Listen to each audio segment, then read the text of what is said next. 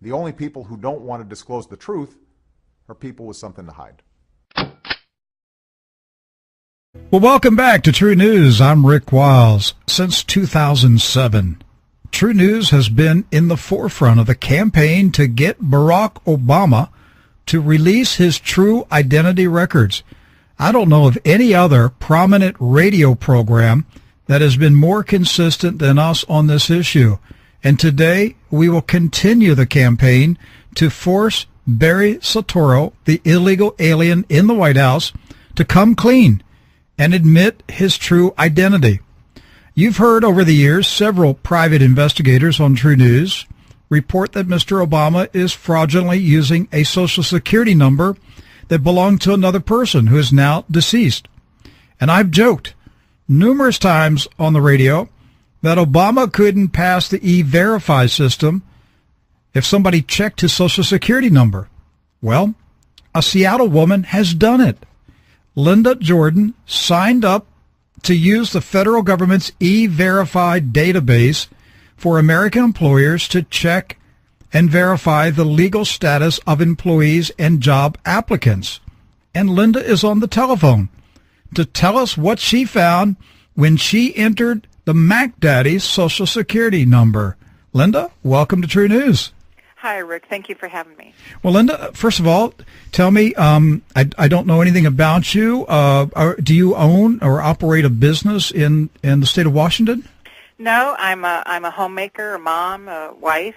In the past, I've been pretty politically active, but for the last several years, I haven't been. Okay. And yeah, that's what I do. All right. So somewhere along the line, you've been paying attention to the controversy regarding Mr. Obama's identity. Yes, absolutely. And I paid attention to it a lot in 2008 and 9, and then I became so frustrated because nothing was being done.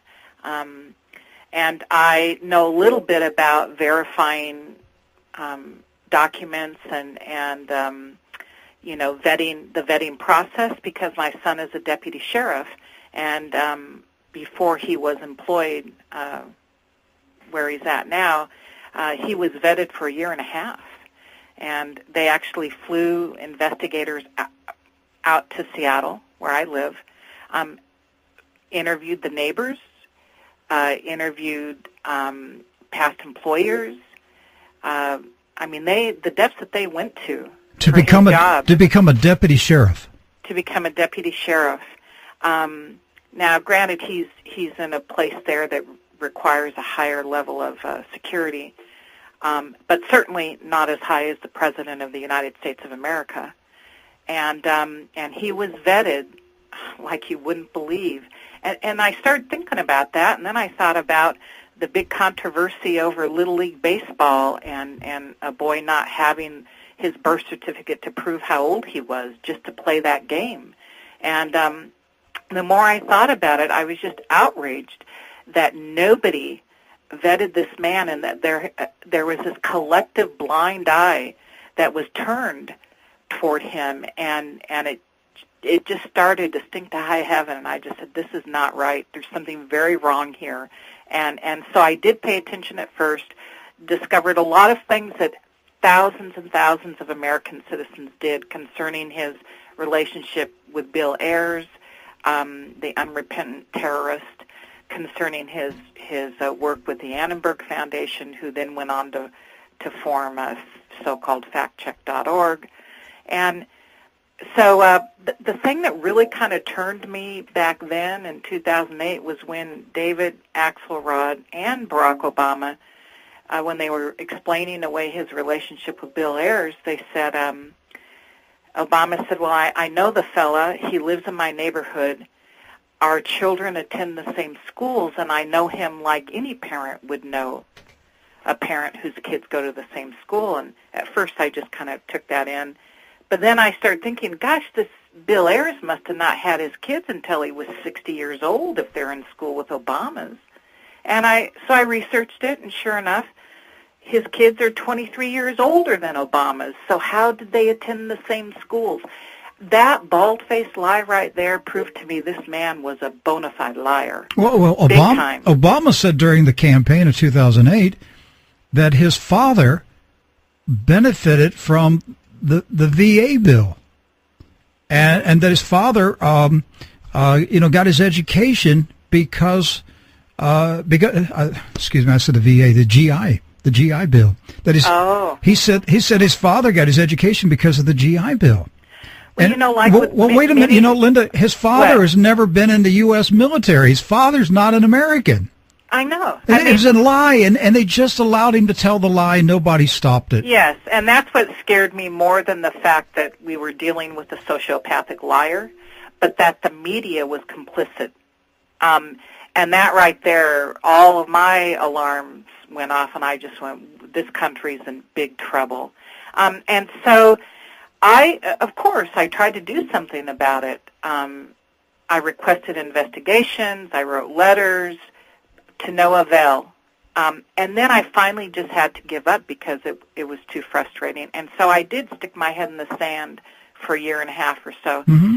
But then an investigator named Susan Daniels did some incredibly fine investigative work into Barack Obama's Social Security number, and at the same time, another investigator named Neil Sankey was doing the same thing. And both of those investigators have been guests on True News over the years. Well, good. Their work is incredible, and I cannot believe it. I was thinking today about the good old days of Watergate and Nixon, and how an unnamed source could get so much done revealing the criminal activity of Nixon, which doesn't even compare to the criminal activity of Obama, in my mind today. But an unnamed source. Today with Obama and his criminal activity, we have people that are willing to put their names and reputations on the line, and they are people whose work is held in high esteem and value by the lawyers that they work for. And those lawyers will take their investigations and use them as the foundation to go into court to prove fraud and forgery. And yet, nobody who has a legal responsibility and authority to investigate this alleged criminal activity, nobody is paying any attention to the valuable work that they've done. Well, we are. Mm-hmm. And so I took her work, and I was motivated to try and figure out how I could help her, how I could help Attorney Orly Tates, who has been doing, I think, some incredibly brave work on the legal front. I could think of some other bleached blondes who should take her cue and put their law degrees where their mouth is and help her out. But she happened to be on CNN? I'm thinking of Ann Coulter and Laura Ingram. Oh, okay. All right. I wasn't sure which bleach blonde you were talking about. Well, those two who have law degrees who are purportedly on the conservative side. Hey, you mentioned earlier David Axelrod, Obama's political advisor. Do you know who his great-grandfather was? No. Leon Trotsky. Really? The communists of the 1917 revolution. In fact, David Axelrod was born in Moscow. Oh, that's interesting. He was not born in the USA. He was born in Moscow. Mm-hmm. Axelrod is a communist. Well, this is great because it's truly fitting to have someone born in Russia, Orly Tates, taking, this guy head on then. That's I think right. It's a perfect matchup. It's That's a perfect matchup. She knows the evil of communism, and he apparently has embraced it. That's right. So it's a good matchup head-to-head there. Back to Susan Daniels, the work that she did revealing that Obama's Social Security number, the one he uses most often, was issued out of Connecticut between 77 and 79 when he was a teenager in Hawaii, obviously proving that it's a fraudulent Social Security number and not his. I was trying to think, how can I get the government to acknowledge that this is a fraudulent Social Security number? And so I was trying to think of how could I get in through the back door somehow to get them to confirm this. And I decided that I was going to register with the government-run E-Verify system, which is for employers to determine whether or not their employees are eligible to work in the United States of America. And employers are required by law, as of 1986, to do this. Employees have to fill out an I-9 form attesting to their citizenship or work status, and employers have to follow it up and verify if it's true. So I decided that I was one of Barack Obama's employers and that I had a legal obligation to determine whether or not he was eligible to work here. So I registered with E-Verify, and on August 17, 2011, I ran Barack Obama's data into the system, and it came back flagged most likely as fraudulent. That's right, and you're using the Social Security number that appears on his Selective Service registration. Yes, and it also appears on last year's tax return filing, which is posted on the White House website. Yeah. By the way, the MagDaddy's Social Security number is fraudulent Social Security number. I love to give this out because I want the FBI to just cringe. Mm-hmm. They ought to be ashamed of themselves.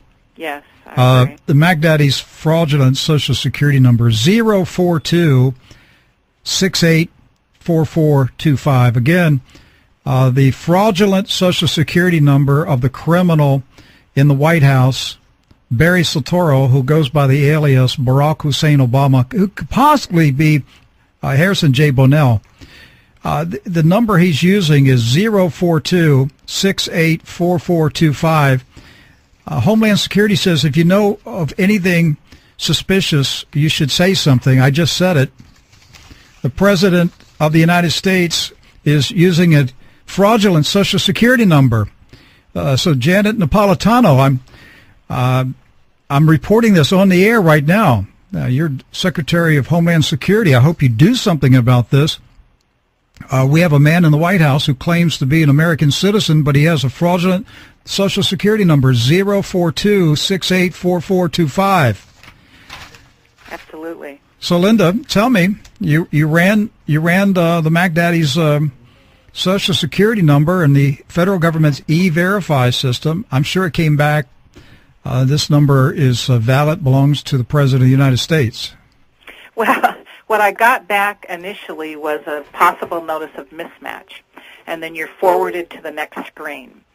And if you choose to try and correct the information, by downloading a letter to take to the Social Security Administration or local office, or to show to your employee and ask them to make sure that this information was entered correctly, then they have you print out a letter that's called an actual notice of mismatch. And what I got, there's all these subcategories for why you got this notice of mismatch. Well, with Obama's data, his name, the birth date, Social Security number he's using, and the citizenship status that he claims, I got back a notice of mismatch. Social Security Administration does not verify, other reason. So I then the next day started investigating exactly what this meant, and I found myself on a Social Security Administration website in their manual for employees called POMS, P-O-M-S, and I was able, after many hours, to track down what it meant. And that particular flag is reserved for very few recipients who fail the E-Verify check, particularly for those associated with fraud. The only people who don't want to disclose the truth are people with something to hide.